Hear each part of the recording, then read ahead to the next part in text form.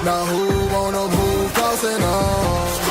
Now who wanna move out on? If you got stripes and you let the city know you rock 'em, yeah we got 'em, yeah we fought 'em. Like that black and orange up on 'em, single bottle, never stop it. To the beast and know 'em. Who they rockin' with the diamond stripes, flossing on the ring. Cincinnati, she's our queen, we gon' show the world who king. Orange in the day, black in the night. Stripes in our veins, sparks gonna fly. What's up, everybody?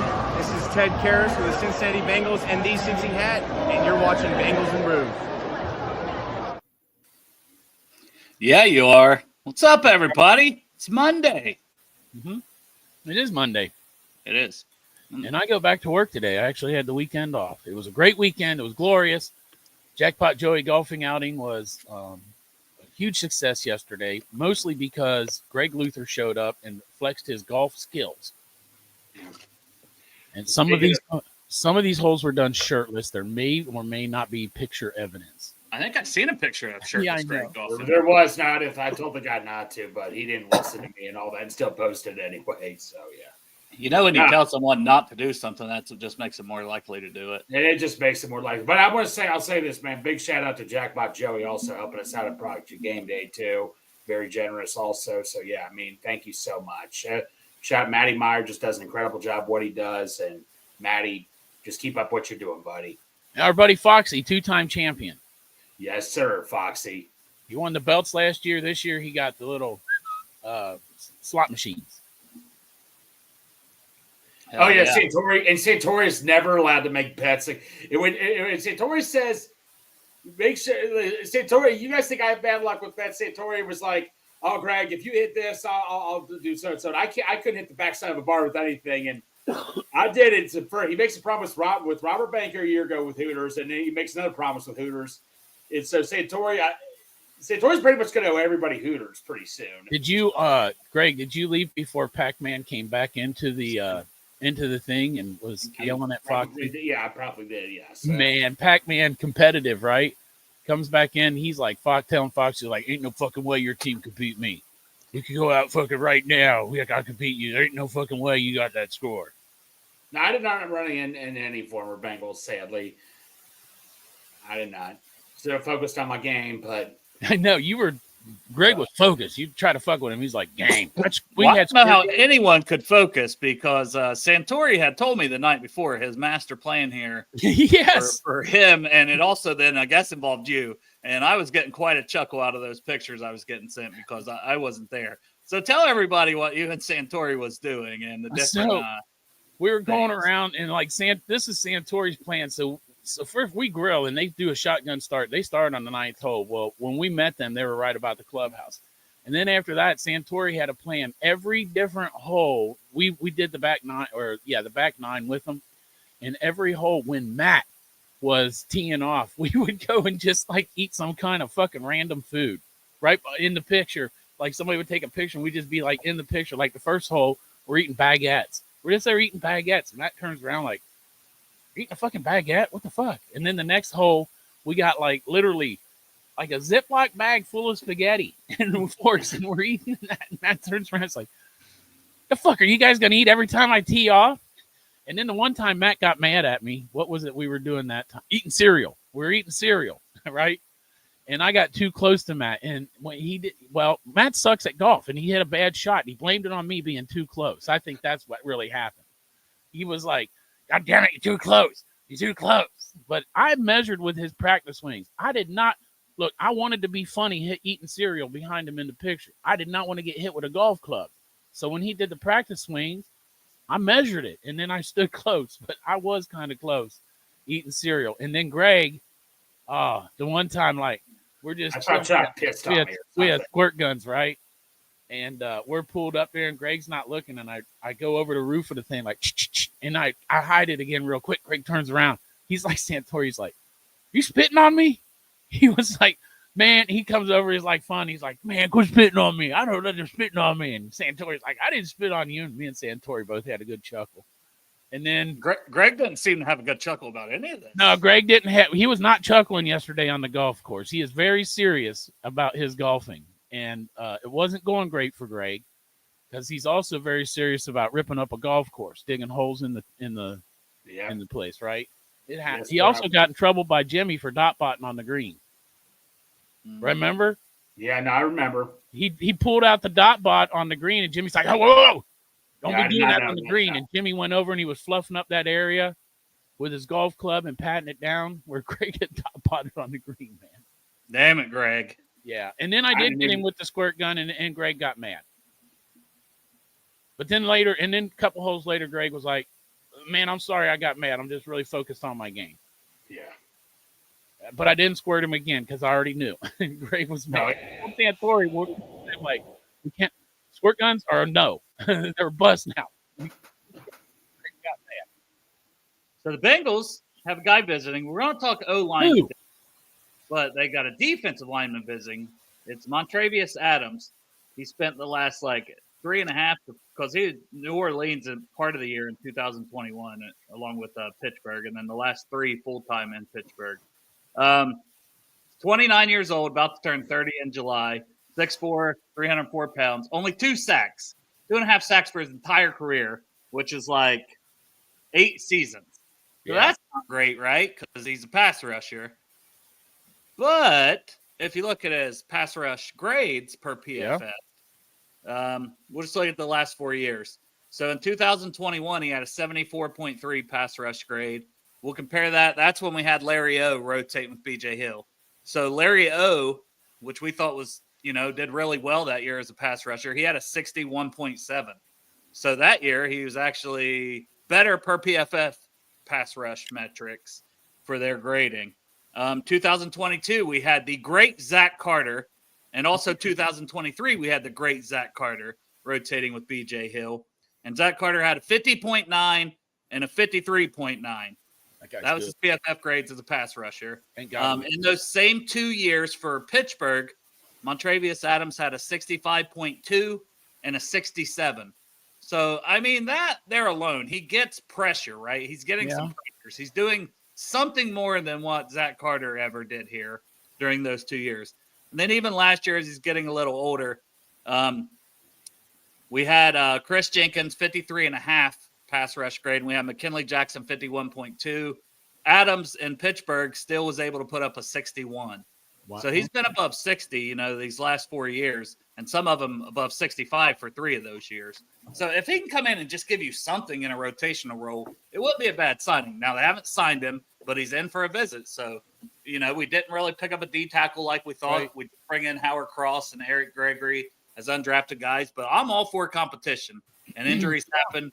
So I say, if you can get a deal done, he don't cost too much, get his ass in here. I'm all for it. What do you guys think? Like I say, connection he's got with Montgomery makes a lot of sense right there. I'm like, like I said, you said that, I'm like, wow, only 2 or 3 sacks. So he's probably just nothing more than a run stuffer. But like you said, his pass rushing grades, it's kind of like a Stewart type of deal and all that. It won't give you the sacks, but he's got a good pass rushing grade. So, if he's going to come in and be my 4th or 5th guy, then I'm all for that. I have no issue with this sign if they do sign him.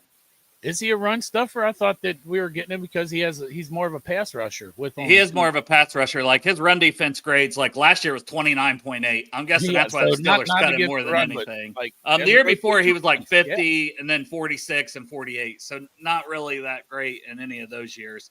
Now he did in 2020 when he was with Green Bay have a 74.2 run defense grade. Because his first 4 years, he was drafted to Green Bay. I think he was a 3rd-round pick for them. And that's where the Jerry Montgomery connection comes in from when he was originally with Green Bay. Well, said with Jerry Montgomery, he's 74, and with everybody else, he sucked. We're going to bring Jerry Montgomery back into his life, so he's 74 again, right? Well, in 2019, it was 36 also with Green Bay. Oh, so. Oh yeah. Well, look, man, I'm not against it for depth. That's for sure. And he's got better pass rushing grades than the majority of our defensive line. Might be all of our defensive line, right? I don't know what he was necessarily compared to BJ Hill, but I bet it wasn't super far off as far as pass rush because BJ didn't have a spectacular year. So the majority, just about all of our defensive line, he's got a better defensive tackles. And we're hoping the younger guys take a step, right? Look, you can bring in Greg Luther for a rotational piece and camp competition. I'm all about it. If Greg Luther makes the team, hey, I'm all about putting the best player on the team. Right, Greg? Same with you, buddy. Boom. And it's not the worst thing in the world to have, a couple guys on the practice squad at D tackle, because I just go back to last year when we're signing Lawrence Guy off the street in week 2 or 3. So, if we can have Gregory and Howard Cross on the practice squad even, and this guy's our 5th D tackle. Okay, and then anybody gets hurt, you can call up those guys. You got Take 2. Lawrence Guy back too. He might be rotational, done. right? Yeah, but they didn't. Yeah, that didn't work out. They did not. I saw him on Good Morning Football, though. That dude's voice, he's got like a Mike Tyson voice, does not match his body. He's a giant motherfucker with a little squeaky voice. So we will look at offensive line. And Greg got to see a lot of these offensive linemen, so he can give us his scouting report from in person at the Sam Hubbard Foaling event, because a bunch of them was there. Nope. So we'll just start with the depth chart and who they have listed at left tackle. So left tackle depth chart, they have it listed, and this is ourlads.com. So this isn't a Bengals depth chart. Don't get it twisted. But this gives you a general idea. They're just plugging guys in where they think they might end up. Orlando Brown, obviously we agree with that one, starting left tackle. Oh, yeah. And then behind him, I feel like that job's up for grabs by a lot of people. And Cody Ford, even though he's only in one spot on the depth chart, he's probably the backup to a lot of spots if he's not a starter. But they've got Jalen Rivers behind him, the guy we drafted in the 5th round from Miami. We don't know if he'll be a guard or a tackle, or they'll try to do both, so that'll be interesting. And then Andrew Coker was the guy we brought in on the practice squad last year. And then another guy we brought in after the draft, undrafted free agent, Caleb Etienne. I believe Etienne was also at the event, wasn't he, Greg? Him and Rivers both. Yes. No. Yeah, he had a BYU shirt on. Yeah, Etienne. We thought that was Rivers first, but Rivers went to Miami, so it was that's what I'm like. That's who it was, Etienne. And Etienne, I tell you what, big dude right there. Also, I mean, oof. That's a lot of backup at left tackle. Yeah, I mean, and I'll tell you right now, Coker was a guy that I didn't really like in the draft process last year. Like, he was like the lowest graded guy that I had in the draft guide at offensive tackle. Similar thing with Caleb Etienne, to be honest. I'm like, so next year, when it gets close to the draft, is look at the guy who is last on the O-tackle list, and we're probably bringing him in as an undrafted free agent. Hope everything's all right, Nadi. He says, Houday from the hospital. Oh, shit. Yeah. Well, I'll give a Houday from the hospital here in a few hours. Only I'll be at work. Hope everything's good. But, yeah, I think Jalen Rivers has a chance, and I think Cody Ford could be the backup to that spot, kind of like he was last year. I think they could use him in a variety of ways. But I like having Jalen Rivers here. And Jalen Rivers did play. In between games, he played left tackle and left guard. So it's not crazy to think he'll be backing up Orlando Brown at left tackle either. I do feel like with Cody Ford and Rivers, we have 2 Swiss Army knives that can back up the entire line. Well, besides center, but then we'll get to that. Yeah. And then we'll look at left guard. So it's got Volson listed in this spot. He's been the starter, I'm guessing, but once again, it's not that relevant of who's listed where for right now. Dylan Fairchild listed behind him at left guard, and then Jackson Kirkland, who we brought back as well for another year. Yeah, says he sees Kirkland every time he goes to Costco. Should he be worried? Has he bought a house? But yeah, I kind of like Kirkland, and Kirkland could play a little left tackle too. So in preseason, they moved him around like 4 spots. But how do you guys? If you had to guess, because then these guys are at right guard, but like Cody Ford and Lucas Patrick, and then Tayshawn Manning are listed at right guard. But Patrick and Ford, Fairchild, Volson, like who do you think is going to be left guard when game Fairchild. 1 starts? 100%. Dylan Fairchild. Close. Yeah. I think if it's not Fairchild, I think it could be Cody Ford. I do. I think or Volson. Volson. I think it'll be Volson. I think it's going to be. I think they're going to get out there in camp. I mean, they might cut Volson, but they're probably going to get out there and see how Dylan Fairchild does before they just cut Volson loose. If it's Volson, then we have a. And if they're keeping Volson to see how Fairchild fares, then he's probably the starter. Well, and I just think I can see where they maybe wouldn't start Fairchild when the season begins, because like game 1 is versus Cleveland, and their defensive line is loaded. So if they don't feel like he's ready, do they really want to toss him into the fire week 1 in Cleveland? I mean, I know you're always going to face tough matchups, but the way we've got off to slow starts and, him being a rookie, that's the only reason that I'm not like necessarily feel like he's the favorite right now. Yeah. He's got every opportunity to win that job, but I don't think he's the favorite right now just because we start with Cleveland and their defensive line on the road. And it's just a lot to ask of a rookie third-round pick. It's true. To come in and start in that game. But I was thinking the same thing, and Josh asked it, but Volson in college, did he play on the right side? Man, I'd have to go back and look. Honestly, I remember him playing a lot of tackles. So that was the thing. Like, he played a lot of tackle at North Dakota State. And I was just like, I don't love projecting this guy because he's like, he's at least 6'6". You know what I mean? So he's tall, and it's just the leverage. And there's just a lot of things I didn't like about Volson. Like, we took him in the 4th. I had like a 7th-round grade on it. So I never loved that pick. I don't think playing him on the right would honestly help him any. No. I think you either keep him at the spot he's at, and if he looks like he's made this tremendous improvement, which honestly you never know with offensive linemen. Exactly. Because, sometimes it takes the guys a few years in the NFL. And it's also new coaching, but we'll see. He's not been good, but maybe he wins it. Yeah. We'll go ahead and talk about center. Well, we'll talk about right guard since we mentioned Cody Ford and Lucas Patrick. Maybe Jalen Rivers, too, who's listed at left tackle here. But I think Lucas Patrick would be my front runner right now if I just like making a prediction for who starts at right guard. I would say Lucas Patrick starts, and maybe Fairchild or Volson start at left.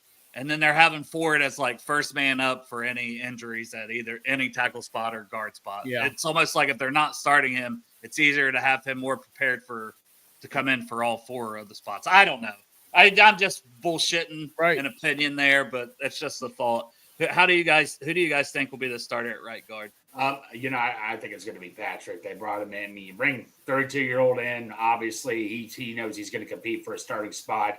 Obviously, we all agree, Patrick, when the free agency guards, that really wasn't at the top of our list. Patrick was and all that, but that's who it is. But now, I would like it to be Rivers. If Rivers can win the job, then I think that's a big win right there. But that's who my guess would be is Patrick. Yeah, I would say as far as Rivers goes, I would go back to what I wish it would be too. But like Dale said, with the whole rookie starting against Cleveland, that's kind of scary if you got 2 of them out there. And I also think, like, if Pollock was still here, I'd say Cody Ford was the front runner for that right guard. But Lucas Patrick most likely, but I do think Cody Ford's in the mix. I think it'll be a competition between those 2 to see who starts. Yeah, it's just like they could put a lot of these guys at a lot of spots, right? Because we know Ford's played both sides and everything. Patrick's played both sides and some center. So there's a lot of versatility with those guys. And then if we say, well, Rivers could be the backup tackle, or they might let him compete for one of these guard spots. So yeah, hey, it's a win. It's a winning situation when you got people out there and you're trying to pick on who's going to start because they're close, and hopefully they're not close because it's shit close. Yeah, hopefully they're close because it's good close. Bringing out the best in each other competition, not like iron worst. Sharpens iron. Who's the best of the worst, right? Like, we don't want that. We want the best of the best, not the best of the worst. Nadi asked, what about Matt Lee? You think he's competing for left guard or right guard? I don't. I just don't. I think they're going to keep him at center. I know he's a little bit undersized in general, even for a center. But I don't know what Scott Peters likes as much. Maybe he would be okay putting a smaller guy there at guard. But we know we still have like the same front office guys. Is he a power? I think our front office guys still like those big ass dudes, everywhere. It's why they brought in Fairchild. Fairchild's big. Rivers is big. You know what I mean? Even if they're going to play them at guard, I think they still have their type, and I think Matt Lee is more of a center exclusively. That's just my guess. What about Seth, the other center that we got undrafted? I think he's a center only. He only played center at Alabama and Ohio State. He never took any snaps. When we got Ted Karras and 2 only centers behind him. I mean, McLaughlin's still coming off of that injury, so it's like, and Ted's got 1 year on his contract, so I feel like, it's more of a future move. Plus, this is an undrafted guy. You've got nothing invested in McLaughlin. You got a 7th-round pick invested Isn't in. He like big? Isn't McLaughlin like 2nd or 3rd round if it weren't for injury? I just thought he was undersized, to be honest. But I mean, he blocks Same with his Matt ass Lee, off. right? Oh yeah, I was talking about Matt Lee. Oh, McLaughlin's not undersized, but yeah, the injury. Yeah, I think he would have been second or third round, have not for the injury. Third, fourth, maybe fifth. Somewhere through that third through fifth round. But most range. of that's because of position, right? There was only 3 centers drafted, so yeah, in the entire draft this year. So yeah, you just never know with centers. But yeah, his injury didn't help. I do think he would have got drafted for sure without the injury, and probably before the 6th or 7th. Yeah. But the injury definitely cost him because we don't know for sure when he'll be ready or how he'll look when he comes back. But that's why he's an undrafted guy, and you get him in here.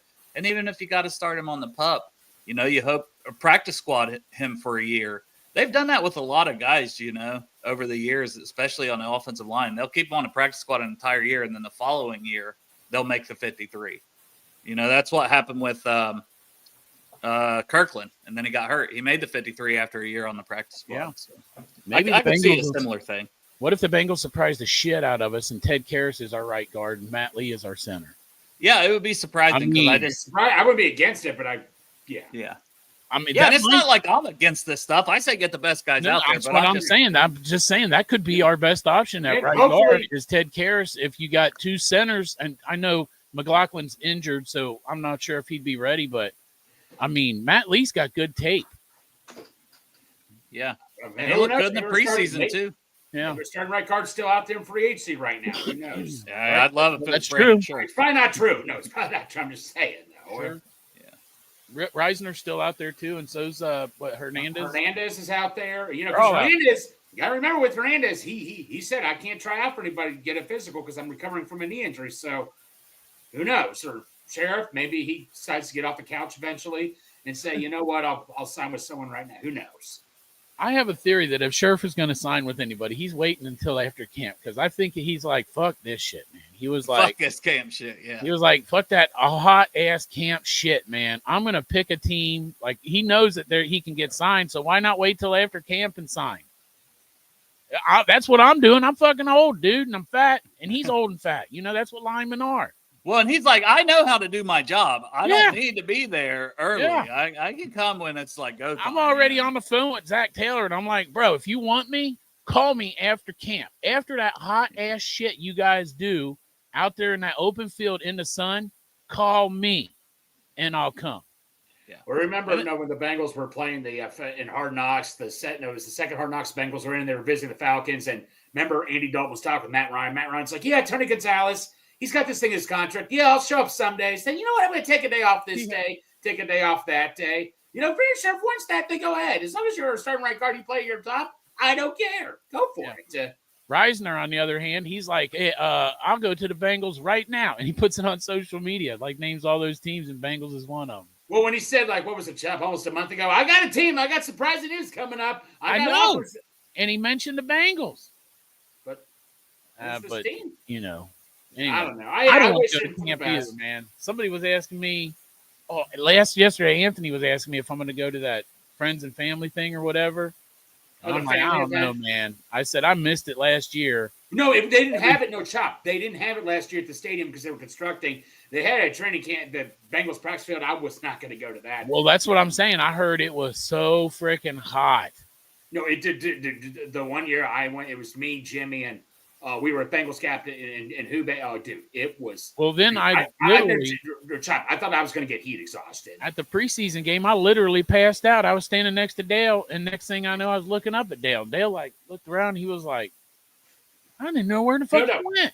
I just passed out. It's fun to go to Chop, but Chop, I ain't going to fucking lie to you, man. And then they recorded us. They had to record us in the stands. We want you guys cheering. I mean, look, you guys looked all like it was hot in general. So we were cheering, screaming, and we were all like, oh. My daughter and her girlfriend came down here. They knew I was on here, so they were down here messing with me. So I just popped off and talked to them. I'll tell you what, though, man, that's the times I like. Yeah. Yeah, but no, Dale, Chop was asking about the family event for Back Together Family. You came 2 years ago. 2 or 3 years ago, man, it gets hotter than hell around that time of year, don't it? Yeah, it's too hot, man. Fat people, I smell just like bacon walking around. Well, it's like we came all the way up there last time, and I had both my daughters with me, and Marissa, and like we were there for about 15 minutes, and they were ready to leave. So we drove all the way up there, 2 hours away, just to leave. And I mean, we probably went to the mall or something, you know. Yeah, right. That's Like, the whole reason they came anyway. That's why they actually came and get food and Yeah, their story doesn't go like yours. Their story is we went to the mall and we had a 15-minute delay doing some Bengals shit. Well, half an hour plus the time we were there. Yeah. A couple hour delay. On our trip to the mall, Dad wanted to look at the Bengals. So we went past the mall to look at them for 15 minutes and then went back to the mall. But yeah, center, we know Ted's going to be the starter. We don't see anything beyond that. And then we already talked about Matt Lee and Seth McLaughlin. Listen, so they could extend Ted another year if they want to. Yeah, it wouldn't shock me either. I center at a good level. Hey, the longer we keep that here, the more we can keep that this Teddy Curious you're watching Bengals and Bruce thing on too. We can keep that on no matter what, Greg. That's true. True. Bengals, our grandchildren could be running Bengals and Brews, and Ted Karras be up in black and white photo for the Ring of Honor, and they could still use that. Yeah, back speaking of Ted, Ted just one of the nicest guys. I mean, every time you meet Teddy Karras, just one of the nicest guys in the entire world. Just Teddy, you're watching this, man. We love you, bro. Yeah, he's the new mayor of Cincinnati. You know, we used to have the mayor, Sean Casey. He's the Sean Casey. He's I would vote for him. He's the Sean Casey. Yes, exactly. He's a smart guy, Ted Karras. Right tackle. So we got Mims. As long as he can stay healthy, we know he should be the starter. Listed on the depth chart, Devin Cochran, and then Andrew Stuber, who we brought in at different points from last year, who has some guard versatility as well. To me, man, this is probably Cody Ford backing up him first off the bench, and Jalen Rivers Rivers, letting those guys. That's probably our actual tackle backups, you know, more than some of these other names listed. That's how I imagine it shakes out. And I seen Noddy was asking about Montravius Adams. We talked about that at the beginning, so I don't want to spend too much time for the people that was already on here. But I said it seems like, I mean, at least pass rush grades, it's not like I've dived into his film. You know, he's been in the league 8 years. I don't remember him coming out 8 years ago. Like, it's not like I've got a full scouting report on this guy. But just looking at the PFF grades, it seems like he would be an upgrade for pass rush. But he only has 2.5 sacks in those 8 years. So it's one of those things like, at least he gets pressure. Doesn't always get sacks. But I say add as many guys to the depth chart as possible. That's the way our draft went this year, right? They get a lot of just the first round. They get a lot of pressure. Like when you're saying he gets a lot of pressure, just no production. The team seems to like that this year, so it might be their move. Cochran, I don't know, man. He had like some flashes, some moments when he had to play that one game, but then he had some really bad moments a lot of that game, and then that was about all we saw from him. So I just think we haven't seen enough to really even judge him. Like, we'll see him. If he becomes the starter, though, man, I'm already working on a good cock ring shirt. Cock ring? Yes. Why not? It doesn't make sense that. If he's on the practice squad or fucking in the depth chart 3 deep. So, roster spots. I'm trying. Greg, how many do they usually keep? Like, I feel like it's around 9. Like, they could keep 10, but on the 53 for O-line. Let me look that up. I want to see how many they kept last year on the roster. I feel like it's 9 a lot of times. So, we can go ahead and either way, while Greg's looking it up, if it's 9 or 10, I think we can all agree that Volson, Karras, and Mims are 3 of those 9. Correct, Chop? Yeah. Well, unless they cut Volson, right? I didn't mention Volson yet, did I? You said Volson. Oh, I didn't mean to. I meant Brown, Karras, and Mims. Oh, yeah. Those 3, solid. Like the 2 tackles in the center. 100%. Those 3, I feel like 100%. Last year they kept 9, Dale. Okay. 9. So I think some years they've kept 10, but we'll go 9 and then we'll say a 10th, right? So we'll say 9, and then if it's 10, maybe it's this guy. So we're on agreement, Orlando Brown, Ted, and Mims, right, Greg? Yes. So there's 3. Fairchild's a 3rd-round pick. He's not going anywhere. No. That's 4. Rivers a 5th-round pick. They're not going to get rid of him. I don't think so either. As That's a rookie. 5. That's 5 right there. I think Cody Ford and Lucas Patrick are on this they could be starters, but at yeah, worst, I they're think depth. so, too. Cody Ford indefinitely, absolutely. When Patrick And also- Lucas Patrick also. Yeah. And well, I mean, you'll get to him, but go ahead. Yeah, so that's 7, and then I would say Matt Lee, right, is 8. Yeah. 8. So then there's basically one roster spot if they For keep who? 9 like last year, and you've got Volson, Andrew Coker, Caleb Etienne, Jackson Kirkland, Seth McLaughlin, Tayshawn Manning, Devin Cochran, and Andrew Stuber. I like the BYU kid Dale. He seems intriguing. I think they're going to try to develop him. He was not that good at BYU. He's got a lot of work to do, but he's got some raw like skills and being 6'7", you know, at 320 or whatever he is, like. But they're going to have to do it. So that's a good practice squad guy in my opinion. McLaughlin, could he be on the IR this year? I don't know because maybe the way he's going to be ready, but no, if he's not ready though, then you don't even have to worry about it. You put him on the pup, right? If he's going to be ready later in the season, huh? Yeah, for 6 weeks, I believe, right? Or then I don't know the process, but sneaking him on the practice squad after that, I don't know. Volson could be Volson.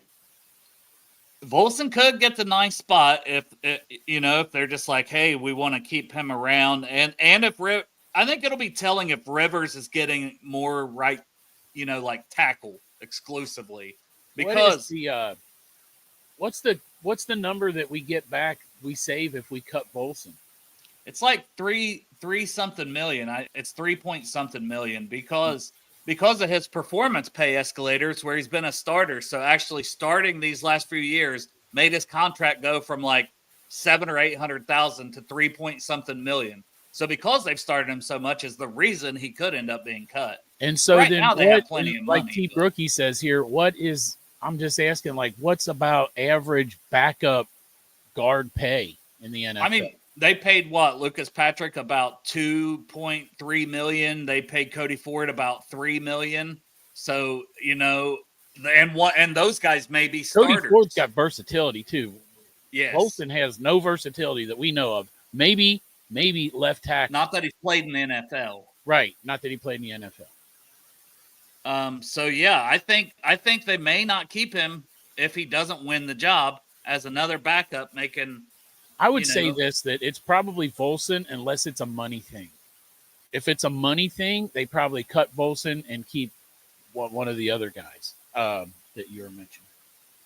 Yeah, and then it's like, you know, if it's not him, if Volson doesn't make it, then there's a ninth spot open.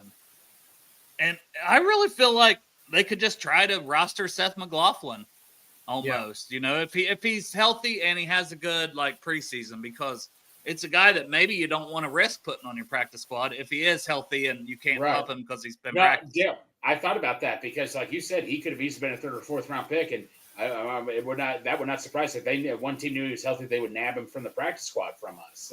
But the problem is, if the Bengals view Matt Lee like I think they view him as a center exclusively, and McLaughlin as a center, and Ted as a center exclusively, how are you going to roster 3 out of 9 guys at one spot where you don't have two? You know, you got 2 guards, 2 tackles, you're rostering 3 guys at center. I don't know if they could do that, to be honest. Right. But Noddy says they could trade Volson, but I don't know what they would get. Yeah. Bag of chips? Yeah, maybe. Not Lay's, though. A pick swap. You know what I'm saying? Like, give us we'll pick swap. You give us your 6, we'll give you our 7th and Volson. Hey, or throw him in with Jermaine Pratt or somewhere. I don't know. But we'll see. And maybe here. What? I was just going to say, a lot of times these things work themselves out. Because somebody gets injured in camp and then boom, Volson's here or whatever. You know what I mean? And it's like, well, you can't get rid of him because I don't want to put a name out there, but so-and-so is dinged up at guard. We want to keep Volson for sure now. Screw it. It's a good idea. That's what I think the Bengals are doing right now with what's-his name, Pratt. Maybe they're just waiting. Hey, if some team loses a linebacker or something, Bengals make a phone call. Yeah. Dude, listen, I swear. I'll take a 7th round pick for Pratt right now. One of these other podcasts, and I want to say James Rapine, but I don't want to say for sure. But it was one of the Bengals people that do this stuff that are in the locker room said that they have moved Pratt's locker to the corner. They gave Pratt's old locker to Demetrius Knight, and move Pratt in the corner by the safeties. Like, Yeah. basically, they're like, we don't want you. It sounds like, and he's still there. Well, there's all this talk of Trey showing up or not showing up. Does anyone know if Pratt has been there or not? Like, has he been there? It's more bullshit. It's more bullshit. The people go, Trey, and I'm like, oh, Trey, and then I wake up the next fucking day and nothing. So I'm tired of the bullshit. No, but I'm wondering about Pratt. Like, has he been there for this? No, I don't think he has been there. No, I haven't heard either way. No, from my understanding, maybe he doesn't know. This is just what I personally think. Pratt's been long gone. They're just waiting. They're just holding on to him. Like, you know what? We're still going to hold on to you until some team gets desperate. I did hear that there might have been a talk with him that might have went something like, you either get on board or get the fuck off. Basically, had to talk like, you're either going to be on board or you're not. Make your decision. I mean, he was a team captain last year, and there was still rumblings that he was an asshole in the locker room. Yeah, tough to deal with teammates and coaches. Well, ever since he threw Joseph Ossai under the bus with that Pat Mahomes said, you don't do that to it. No, it should have took a C after that. And now I will say, listen, blood drop. If you're tuning in, I said there is rumors floating out there. I have no idea if that shit's true. You're more than welcome to come on this show and address them. We'll send you a link, man. Pop in the chat and let us know it's you. We'll send you a link. You can defend yourself. I don't know if they're true. I don't know. Stuff was floating out there. No, I'm just saying, like when Chop was just making a comment, they moved into his locker. I just think, he's asked for a trade. I'm sorry, you draft 2 linebackers with only 6 picks. Yeah. What does that tell you right there? Well, I mean, we drafted a edge rusher with our first pick, so that could also tell you something. But what I'm saying is that I got no disrespect for Jermaine Pratt. Between him and my daughter are the reasons I have season tickets again. Because you guys talking about that moment that Jermaine Pratt caught that interception from Derek Carr and realizing what I missed when I gave up my season tickets to raise these fucking idiot kids, now that they're raised, I'm back. And just knowing that moment I missed it, that first playoff win in 30-something years, and I missed it. And so I appreciate Jermaine Pratt forever. If he ever comes up for the Ring of Honor, I'm voting for him because he got me back in the seat, man, with that interception because I missed it. My most memorable Jermaine Pratt moment is when he stripped the ball out of Travis Kelce that one time against Kansas City. I love that moment. That was awesome. That one. And because of Jermaine Pratt catching that interception, I was there to watch him strip that ball from Travis Kelce. They ran like 2 yards down. I love that moment, too, against Kelce, but shit, there ain't no way I'm putting it over the finally winning. No, Dale, we know, yeah. But I'm going to go back to Trey quickly. I was I actually watched James repeating them, and this is an interesting idea. You know what the franchise tag number is for a defensive end on what cap is for a franchise tag for a defensive end? No. $26 million. So the Bengals could $2 million less. The Bengals could say to Trey next year, look, man, we can franchise tag you. You're complaining about $28 million. We could, if we want to be jackasses to you, we could keep you this year and then tag you for only $26 million. We could pay you in 2 years for $42 million, where you're making 2 divided by 42. That's $22 million. So if we really want to be jerks to you, we could. I would personally do that. I mean, Dale, would you say if you had Trey play the rest of this year, even though he's not going to do it, would you tag him for $26 million next year? No. I'm sick of the distraction bullshit every year. Also, then if you tell him that, what's to keep him from? I'll show up so I don't get fined, but my hamstring's injured. I can't practice. Let me touch on that. Let me just say this because I was gonna say, if we're talking about Trey, let me make some points here. And one of the points is what you just said, Dale. I think that is an avenue they could explore, but now you got a guy who wants to be on a team, right? Let's say that doesn't work with the Bengals, and he's like you said, oh, my hamstring's not working right, and I don't want to go out there and risk more injury, so put me on the PUP or put me on the IR, whatever.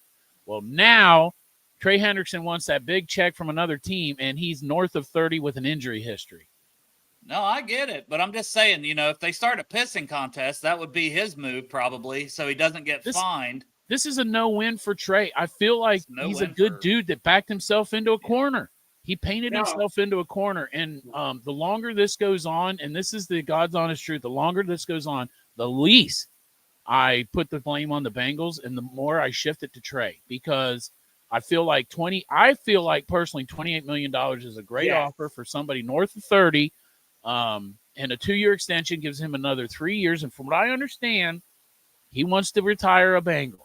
And what I understand, he is willing to sit this one out because of his pride or whatever. Whatever, man. I just think I also have a theory that when Trey said, I will not play on the current deal, basically that's not his quote. They asked him if he'll play on his current deal, and he said no. And I think maybe he's right.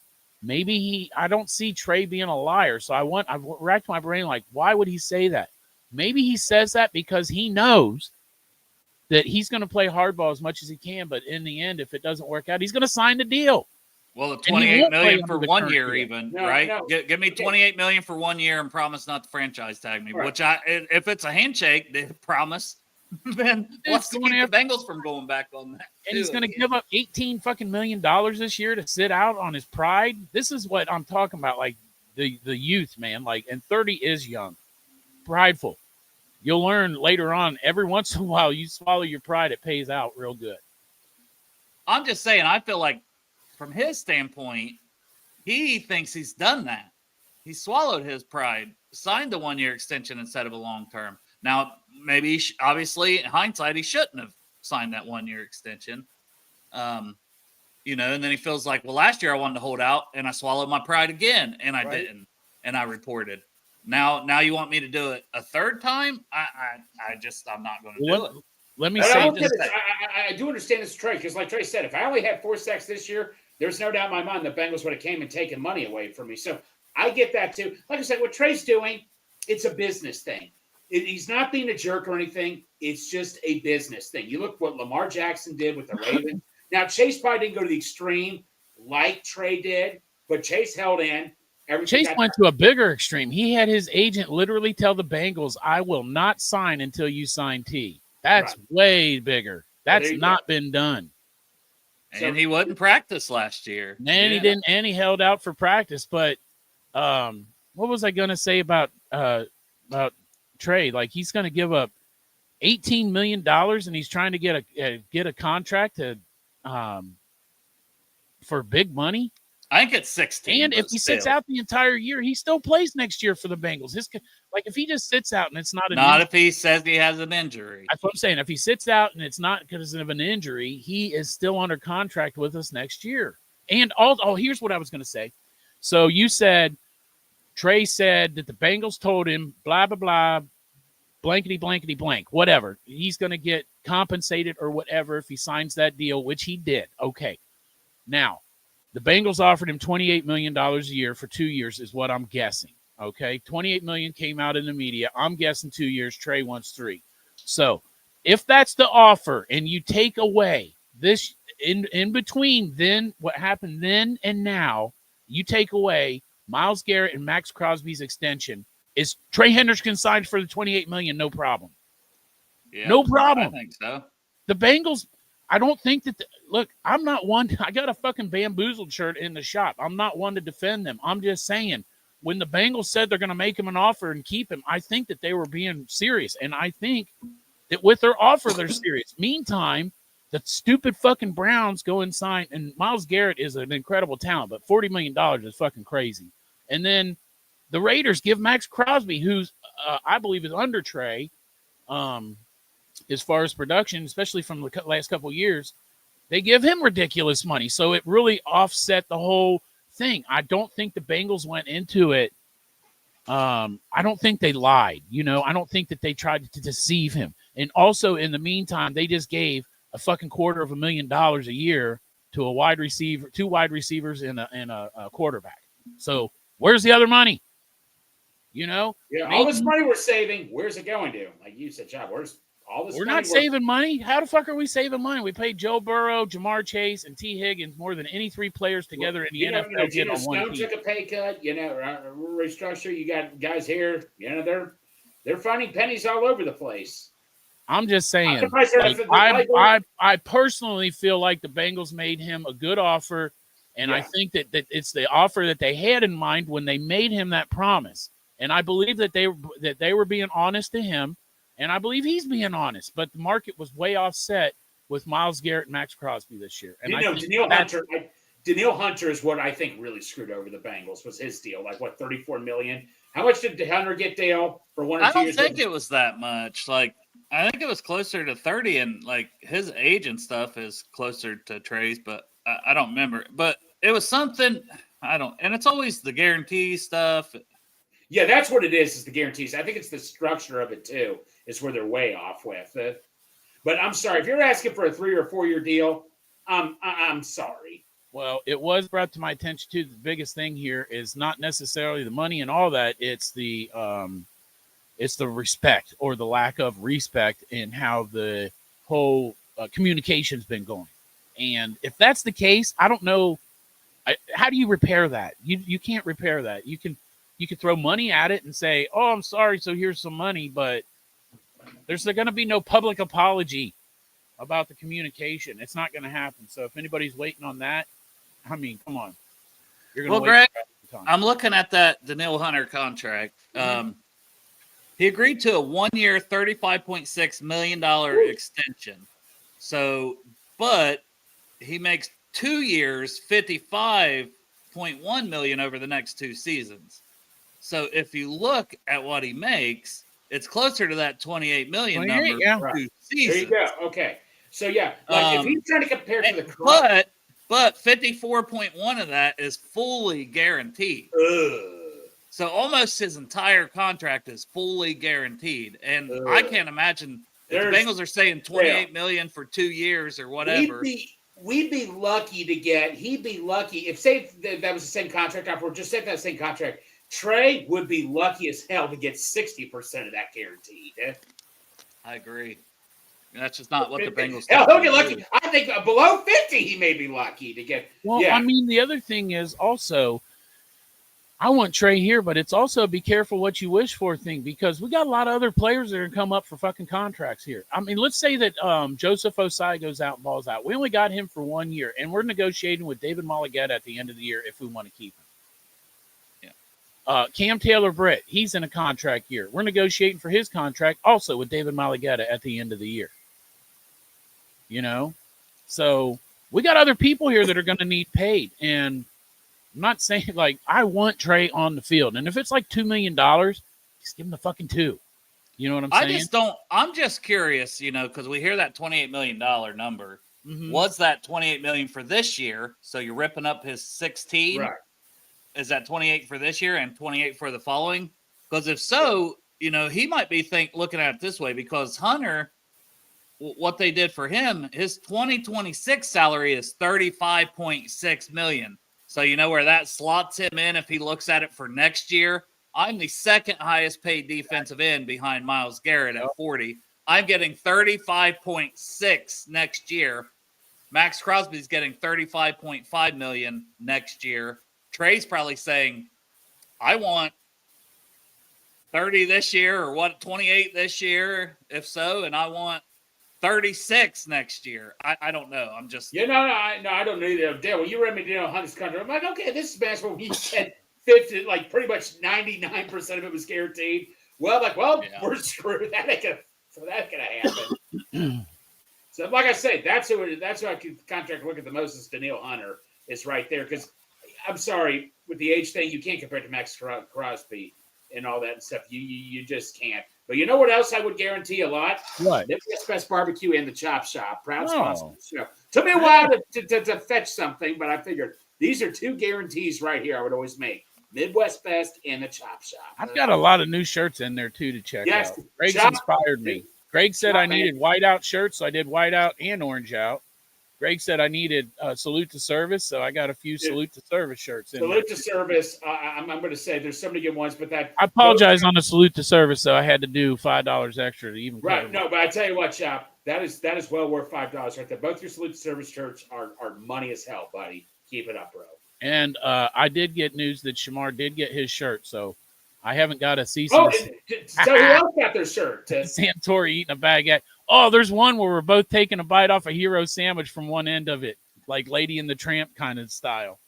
No, The last hole, we were eating cake.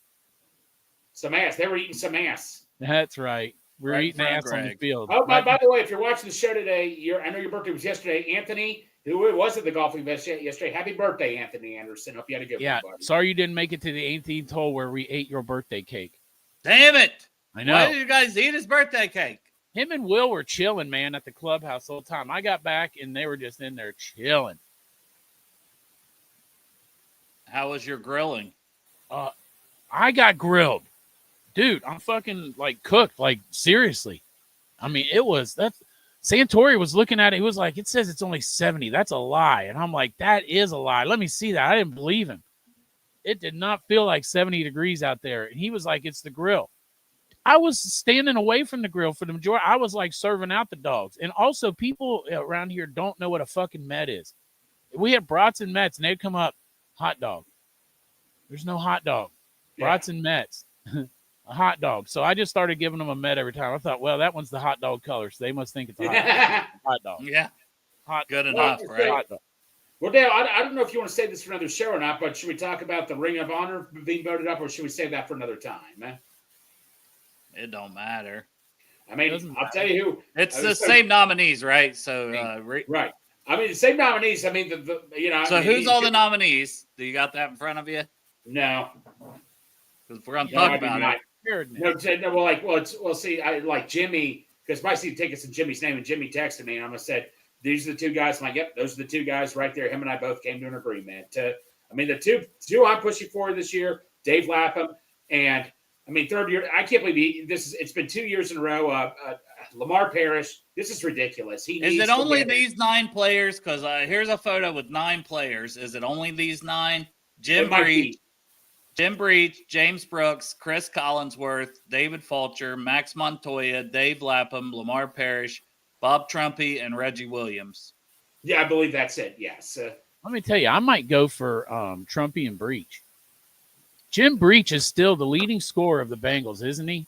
Yes. I mean, all nine of these guys deserve it. I don't like Collinsworth for me. I'm like, whatever. But like people. Somebody said everybody in black and white photos should just be already in, and I get that. Like, but also I kind of like the idea of the guys that are still alive, putting them in while they're alive. Yeah, so that's why. And that's why I would say Bob Trumpy and Lamar Parrish. No, Bob Trumpy's, but like Bob Trumpy, I think's the oldest. Well, I think we discussed this too, Dale. Lap should automatically get in. Lap should. Jim Breach still does all the Bengals shit. Like, if you go to Bengals shit, you see Jim Breach at a lot of stuff. Yes, you do. Jim Breach actually goes to the games and pays for a ticket. Yeah. I don't have a vote this year, but I would probably go with Trumpy and Parrish. And that's no knock on Lapham. No. I've said for 2 years that they should have a special, like his own thing to go in as Mr. Bengal, because it's not just as a player for him. It's like they did with Paul Brown. He got in automatically at first, Him and Munoz. Munoz is the greatest player in franchise history. The first Hall of Famer. I mean, now we got another one in there finally, the Rattler. But I just think Lapham should have his own thing because he's meant, he's so much at media and everything. He's Mr. the Bengal. face of the franchise to the majority of Bengals fans. Like, you think of Dave Lapham, like played on the field, played when the Bengals first started. He was playing, and then now he's like the media guy. But Lamar Parrish was the man. Like, obviously, I didn't watch back then, but from everything I've read and saw and heard about the guy, just fantastic, like interception numbers, but also he was one of the best punt returners. No, he was Deion Sanders. That was the Deion Sanders in the 70s, for when I was told. And I'm going back to Lapham when we had Tom Justin on, who's the Bengals. We all refer to as the Bengals Encyclopedia. Lap could have been a Pro Bowler, but he played each and every position. He could play center, he could play guard, he could play tackle. Lap was a very underrated player. Matt buy some more shirts. Matt Walker, yes. He said he's going broke. He said he's going to go broke. I didn't read the comment where he said that. By the way, Chop, you said Stewart got a shirt. Who else got? Did somebody else get their shirt also? Well, who else did I send one to? I forgot. T. Higgins. Oh yeah, I did. Oh yeah, T. Higgins' mom got her shirt. Yeah. So I haven't checked Twitter. Why did she put something up saying something? No. You just told me. She's not even in town. They were in Hamilton, Ohio yesterday. Something about T's nephew or cousin or something in a wrestling tournament. So, but yeah, no, Lapham. But Dale, I agree with you. Say Lapham should automatically get in like as a special. Yeah, if it's like say if Lapham did get in, no. The other one I would say is Bob Trumpy. I mean, Bob Parrish. Parrish has been 3 years in a row. Parrish has been screwed and all that, and that's just Jim Breach don't get no love here except for me. Jimmy, I love you, Jimmy Breach.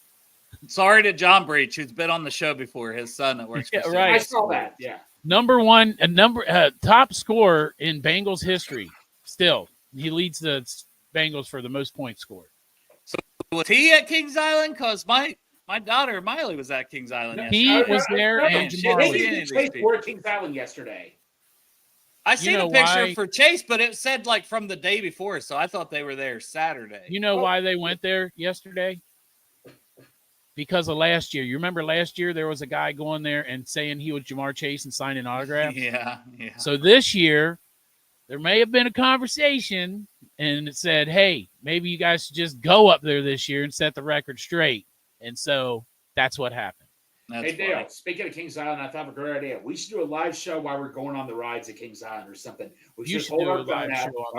Come on, Dale. I'll be doing a live show from the Blue Ice Cream in Hanna-Barbera land. Yes. Yeah, Chop will be at the ice cream stand. I'll be here at the base so I can get the show all running and make sure it's up. Right. And, Greg, you will be on the roller coasters. And roller coasters, they usually freak me out. But I'm like, well, then the Bengals are going to get out of the show. Let's do it, man. That's more constipation instead of roller coaster, but you're working on it. You're squeezing one out there. Yeah. And Tony says he voted for Parrish and Trumpy. I think those are good choices. Hey, I think Lapham's a good choice. I don't think you could vote for anybody of these nine. Let me tell you. There's no wrong Before answer. I vote, I'm going to look into it a little bit more, because I want to make a good vote. I want to go and see if there is anything I can read about Lamar Parrish. Yeah, like I say, my tickets to Jimmy's name and Jimmy talked about it last year, and those are the two we agreed on. That's also. Jimmy on Jimmy hate if he ain't voting for Jimmy. Well, isn't Trumpy? Hasn't he had some health issues? Yes. Well, no, Lamar Parrish I've not heard is in good health either. I think I was. So that to me, like if they're not in good health and we want to get these two, I mean, Lap's still calling game. Lap seems like he's doing good. So not to knock Lap, no, if we're trying to get two guys. Sorry about your good health, Dave Lapham. It's not our fault. You're healthy.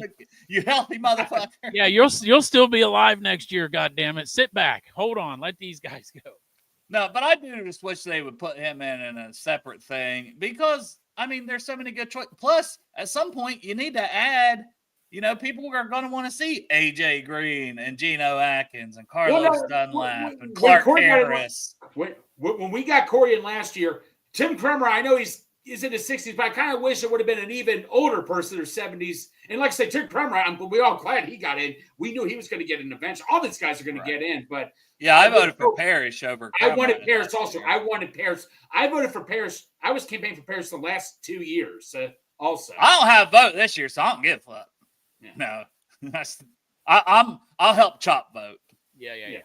All right, help me out here.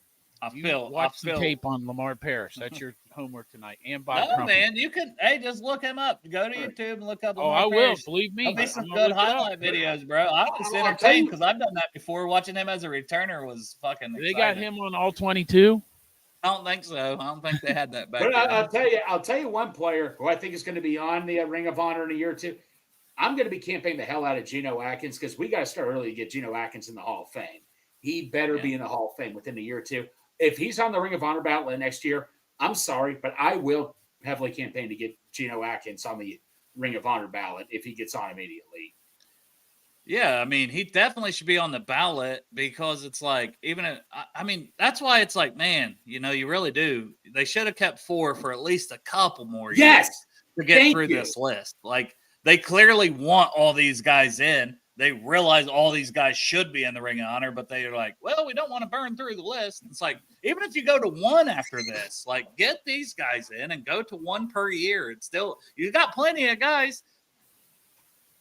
Andy exactly. Dalton will No, it should be probably fourth. be in the Ring of Honor. No, it should have. It still should be fourth. It should have been fourth. Like after the first year, it should have been fourth. Like the next 2 or 3 years. We're just so far behind on everything.